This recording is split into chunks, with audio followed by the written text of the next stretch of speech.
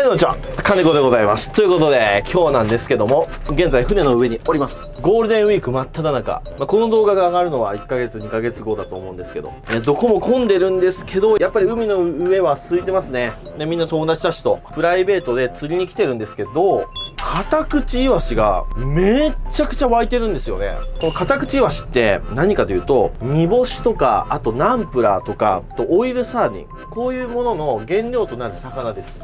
この大型の魚もカタクチイワシって大好きなんですよ。本当はマイワシの方が魚は好きなんだっけ？マイワシ食べとる魚の方が美味しいよねって言うよね。で、カタクチイワシは人間も好きなんですよ。出汁が出るしね。なんで今日はカタクチイワシを釣ってそれを料理していきたいなと思います。もうね、結構釣っていけすの中には入ってるんですけど、反応を探しますね。もうそこら辺にいるんですよ。はい、ここめちゃくちゃ入ってます。あ、来たね。あー、大カタクチ、大カタクチ。18。はい、来ました、大カタクチ。これ釣ります。では、錆びていきます。反応は？反応いいね、あるね。船で錆びきをやるっていうのは最高の贅沢です。はい、いってらっしゃい。でポイントがなかったらこうやって探りながら、あっちで釣れたんだよね。いないね。釣りたい時にいなくなっちゃった。なんで？はい、大きな反動出てます。これ釣れます。来るよ、来るよ。はい、来た、釣れた。1匹かかった。はい、2、3ぐらいかかったかな。よし、来た来た来た来た来た来た。おらおら、これですよ。4連、このいけすの中にねたっぷり入っておりますよ。ほら、クオリティを見てほしいんですよ。このカタクチちゃんの釣れたてのカタクチってこんな綺麗。ほら、綺麗ですよね。美しい。脂があって美味しそう。コロンコロンで、意外とカタクチって強い。もっと弱いかなと思ったんですけどね、もうこのモード入るとずっと釣れます。で、このカタクチイワシってなかなかスーパーに売ってないんですよ、生で。自分で釣るしかないんですけどね。お、来た来た来た来た。ほらこれ、ドクドクドクドクドクドクドク。ほら、めっちゃかかってる。うわ、すごいすごいすごいすごい。いくよ。ほらほら、俺来た。綺麗なイワシ。僕の友人にもバトンタッチで。目標から10メーターびっしりです。おお、来てる来てる来てる。よいしょ。うわ、おい、ナイス。いいですね。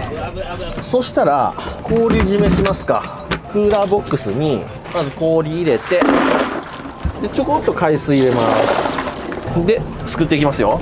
ほらほらほらほらほらほらほらほらほら、綺麗なイワシを氷に入れると。氷締めですね。これは鮮度抜群ですよ。ほら、よし、じゃあこれで家に持ち帰ってさばいていきたいと思います。それじゃあ帰宅。ただいまということで帰ってまいりました。そしたら本日の釣果こちらです。バンとカタクチイワシですね。綺麗ですよね。ほら、もうまだ鮮度良くてピンピンです。鱗もまだびっちりついてます。まずザルに開けますか。おお、結構釣れたな。食べれる分だけ釣る、それが僕のモットーですので、今日は50匹ばか釣ってきました。うわー、にしても素晴らしいサイズですよ。僕ね、ずーっと船で迷ってました。どう料理しようかなと。で、僕の中で候補が2つあったんです。1つ目は煮干し、2つ目は自家製アンチョビ。これのどっちかで迷ってたんですけど、選ばれたのはアンチョビです。ありがとうございます。一回作ってみたかったんですよね。アンチョビは最高の調味料ですよね。まずこちら、鱗をきれいに取って3枚におろしていきます。何気なくアンチョビ、皆さん調味料として使ってると思うんですけど、原料となる魚は大体この魚、カタクチイワシっていう魚。正式名称がセグロイワシなのかな。すごくね、こうやって口が大きいんですよ。僕の動画でもよく胃袋チェックすると、このカタクチイワシ出てきますよね。特に小型のマグロとか、あとブリとか、そういうフィッシュイーターの魚の胃袋にドカッと入ってることありますよね。カタクチイワシがいるポイントは、大型の魚もいる可能性が非常に高いポイントとなっております。釣れたてはこう、鱗びっちりです。この鱗を取らないと、不快なアンチョビになっちゃいますんでね。こう、カタクチイワシは、すっげえ皮が薄いです。こすってるだけでちょっと破れてきちゃうぐらい。このぐらい柔らかいですからね。で、とりあえず、鱗取るだけで OK です。で、鱗取ったら、氷水の中に入れときます。続々とやっていきますね。鱗を撫でて入れる。これの繰り返し、ひたすらやっていきます。はい、そしたら3枚におろしていきます。包丁でやってもいいんですけど、スプーンでやると早いよって聞いたことあります。こうやって撫でる感じで。でもね、身が生きてるんで、難しい。ビリビリビリビリ、あ、うまくいきましたね。こんな感じ。ただ、もう包丁でいった方が、なんかやりやすい気がする。こういう感じで。で、内臓はこうやってピュッピュッピュッと取る。で、あとはこれまとめて塩水で洗いますので、まとめて置いておきます。尻尾からいった方がいいかな。尻尾から、あ、これいいな。こう置いて、尻尾押さえて、尻尾の方から、ビビビビッと。もうちょっとね、鮮度が弱いと、スプーンの方が早いと思うんですけどね。もうほら、まだ身が透き通ってますんで、もうさっきまで生きてたやつなんでね。あ、スプーンが一番早いわ。これでやります。あ、めちゃくちゃ綺麗にできる。しかもコツがありますね、これ。こう入れて、お腹側、ここをちょっと浮かす感じですね。浮かして、ビリビリビリビリビリって。で、腹骨をここにつけるイメージですね。で、これ軽量スプーンとか、こういう鋭利なスプーンの方がやりやすいですね。うわー、めっちゃ気持ちいい。これ楽しい。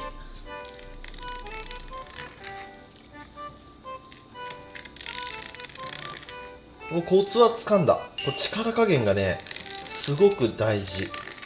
強すぎず、優しすぎず。ではこちらどんどんやっていきます。はい、ではこのように3枚におろし終わりました。そうしたら、氷水にお塩。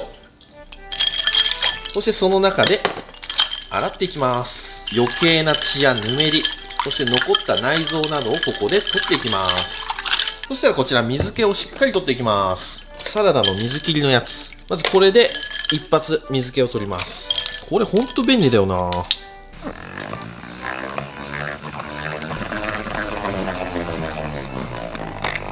ざっくり水気が取れたら、あとはペーパーでしっかりと取っていきます。ここでしっかりと水気を取っておくのがポイント。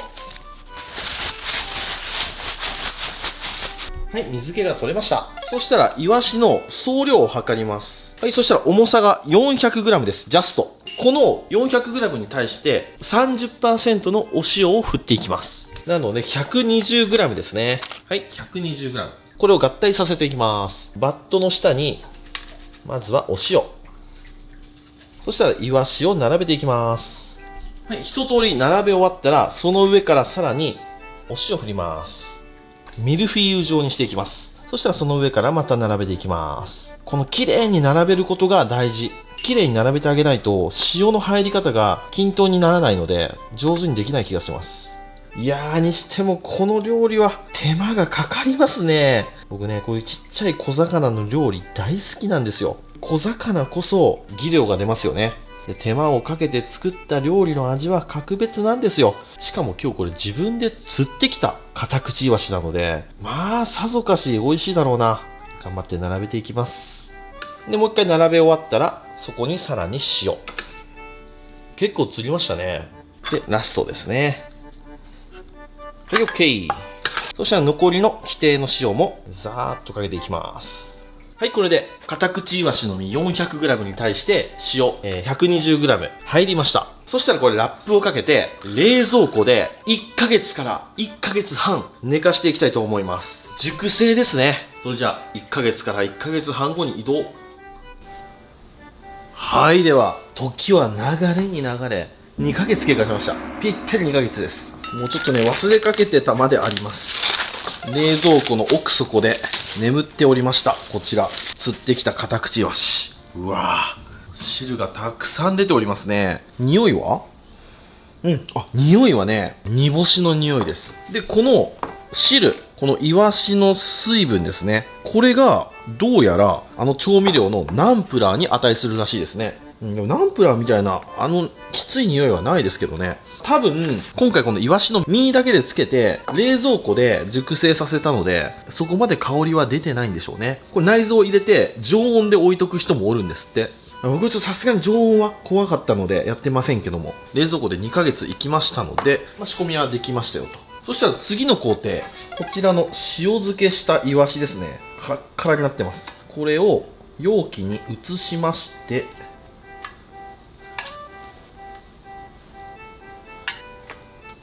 はい、そしたらここにオリーブオイルを入れていきます。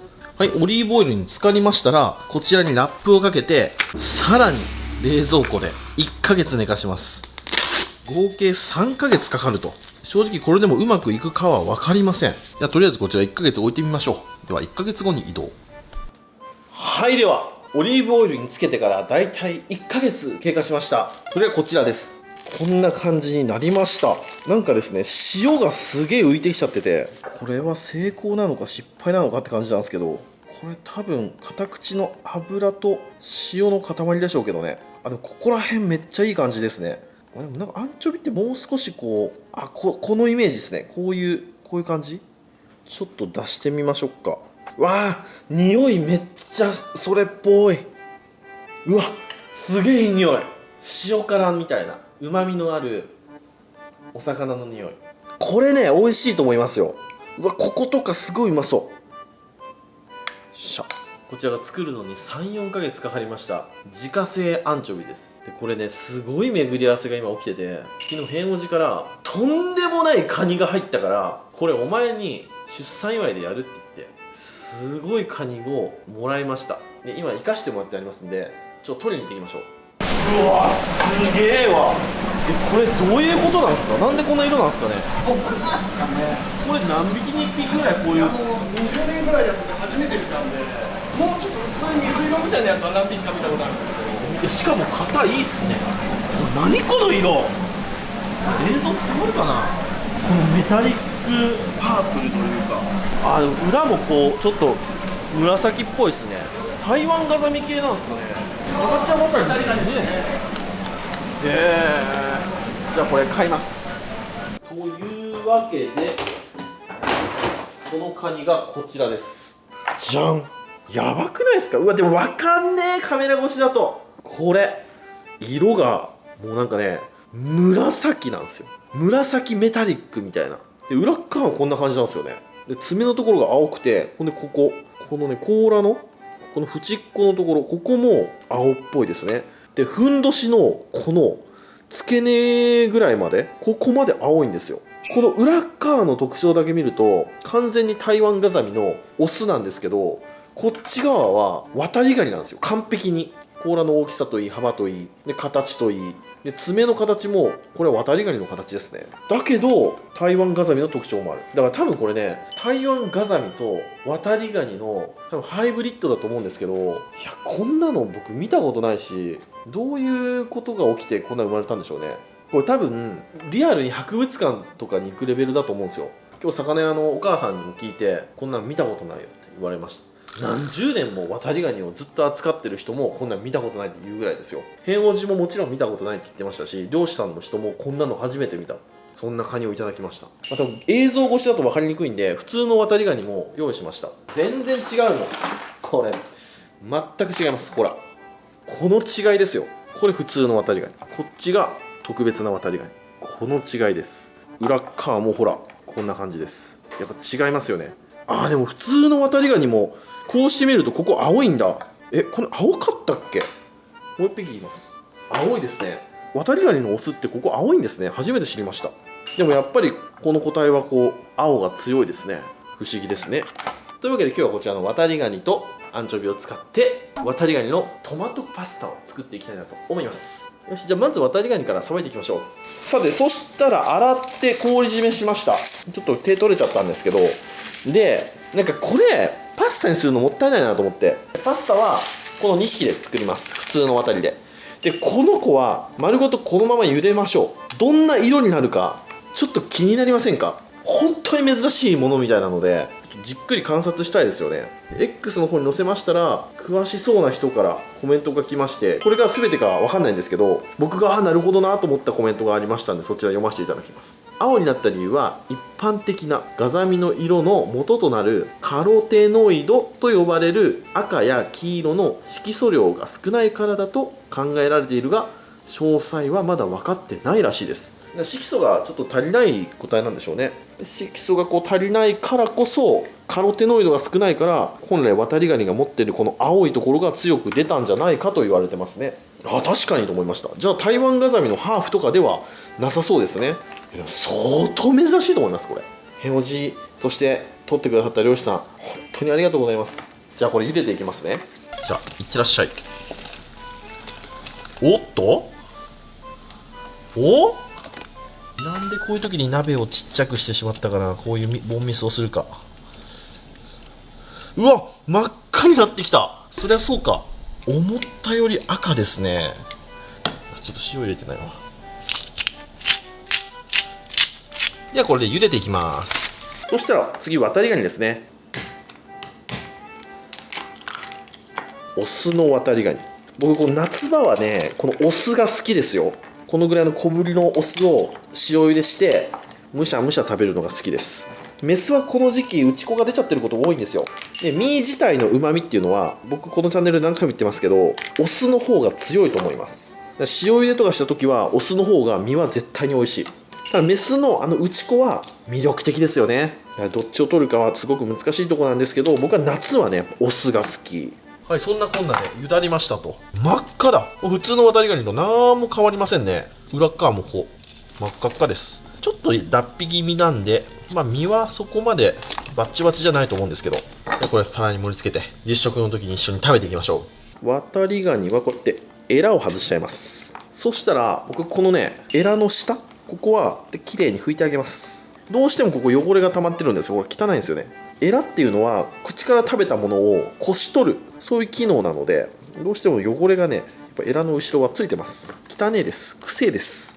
表面は綺麗にたわしとかで洗えるんですけど、この内側っていうのはね、なかなかたわしでゴシゴシやると味噌とかも落ちちゃいますし、ブヨブヨになっちゃいますんでね、こういうのはタオルで綺麗に拭いてあげると。はい、そうしましたらちょっと大きいので半分ぐらい切りましょう。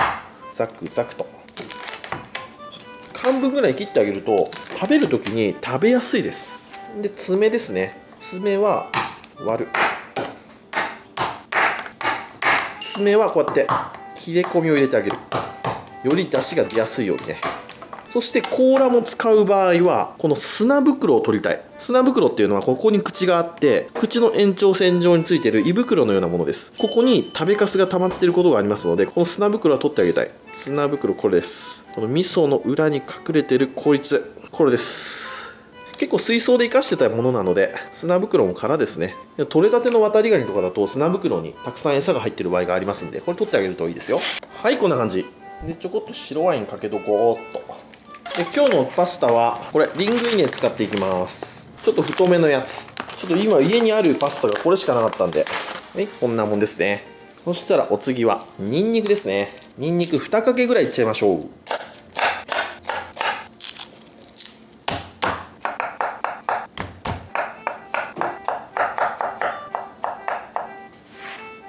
でこちら庭で摘んできたイタリアンパセリ、自分で育てたやつ。これね2年ぐらい前に種から育てて、でその育てたやつが花咲いて、で種ができるじゃないですか。で種が風に飛ばされて僕ん家の芝の上にばらまかれたんですよ。でそこからまた今年生えてきたんですよ。イタリアンパセリ繁殖力結構やばいです。今年めちゃくちゃ猛暑で暑いんでなかなかうまく育ってなかったんですけど、室外機の下で育ってたやつは無事でした。僕が今つまんでるイタリアンパセリは室外機の下で育ってきれいに洗っていきます。このイタリアンパセリっていい香りですよね。普通のパセリとはまた違うんですよね。やっぱりねこれ入れると美味しくなる、パスタとかって。そしたらアンチョビですね。アンチョビもこのままだとあれなので少し細かく切っていきましょう。すげえいい匂いする。これね大成功の予感がしてます。フライパンにオリーブオイルですね。そしたらニンニクを加えます。ちょっと切りすぎたね、ニンニクね。で弱火でニンニクの香り出していきます。で唐辛子も入れておきましょう。はい、ニンニクがじわじわなってきたらここに渡りガニですね入れていきます。よーく炒めていきます。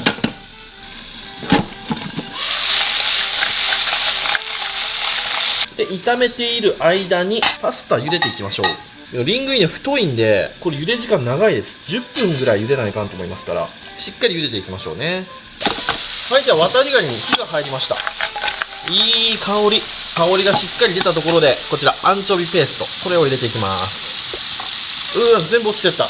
アンチョビペーストも火を通します。うわ、匂いが一気に変わった。うわ、めっちゃいい匂い。すげえ。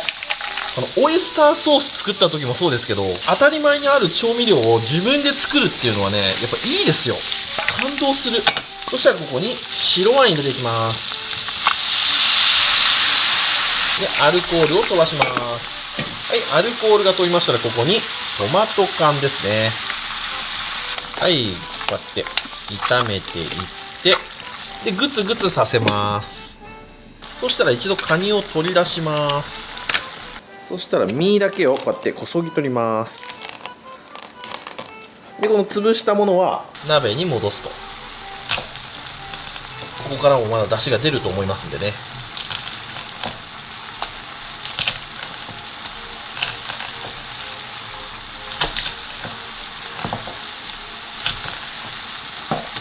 はい、トマト缶の水分が飛んできましたら、ここにパスタの茹で汁を加えていきます。で、少し煮立てます。はい。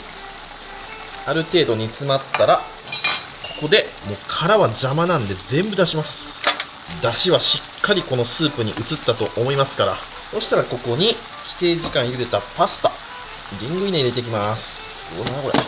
で、絡めていきます。ちょっと水気が少なかったら少し茹で汁を足すと。よし、いいでしょう。はい、こちらをお皿に盛り付けていきます。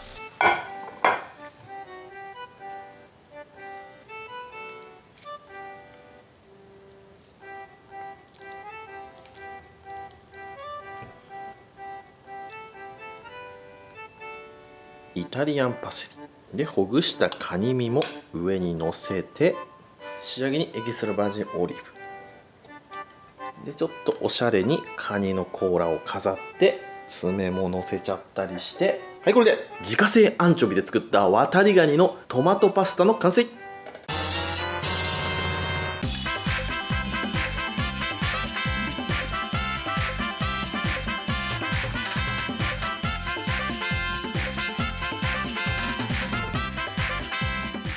はい、じゃあ完成。いただきます。よっしゃ、食べていこう。こちらが自家製アンチョビで作った渡りガニのトマトパスタで、こちらが青いカニ。なんか今日アンチョビの動画のはずなんですけど、いつの間にかカニに持ってかれちゃいましたね、話題が。ではまずこちらのパスタいただきますか。このカニのね、ほぐし身にしたことで食べやすい。僕ね、あんまり好きじゃないんですよ、この殻がガチャガチャってなってるパスタが。まあ、こういう風にちょっとね、飾り程度に入ってるのはいいんですけど、殻ほぐしながら食べてねっていうパスタがあんまり好きじゃなくてですね。ではこちら、いただきます。うわ、うまっ。美味しい。大成功です。めちゃくちゃ出汁が出てる。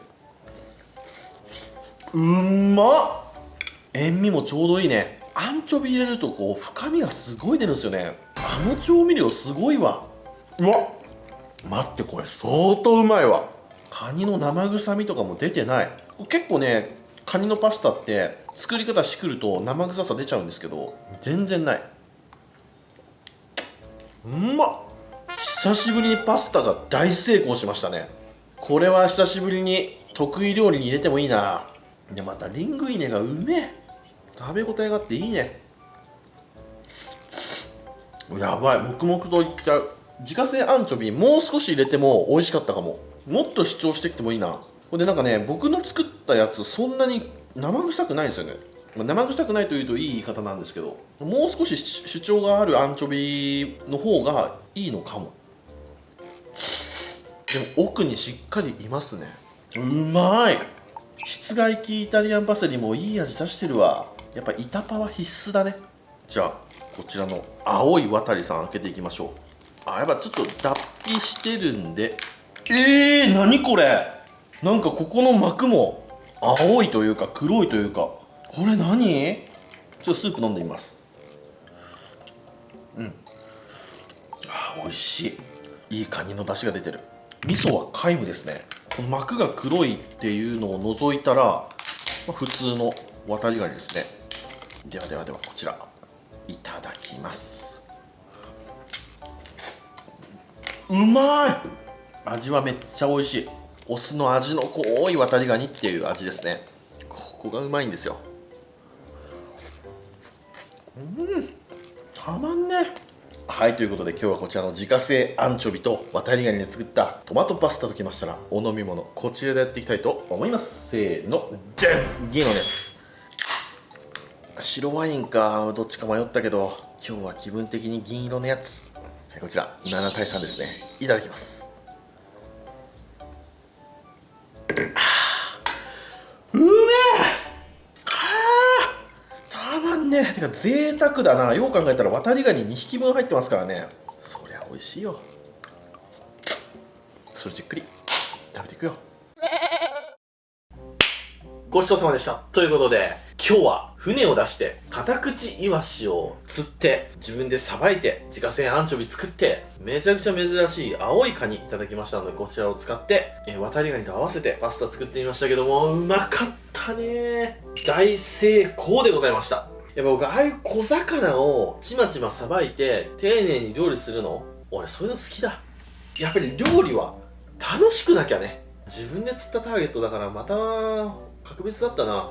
これカニですよ。カニがすごいんだ。やっぱりこう皆さんの意見を見ると、また詳しそうな方がコメントをしてくれてますね。甲殻類の殻に含まれる赤色の色素であるアスタキサンチンが何かしらの理由で少ないまたはないということで、青色のクラスタシアニンというタンパク質の色が極端に見えているのかもしれないですと、すごく詳しそうな方がコメントしてくれてますね。本当原因は分かってません。詳しい原因っていうのは。なんでこれが正解っていうのは分かんないんですけど、とにかく珍しいカニを皆さんに今日はお見せできました。嬉しかったね。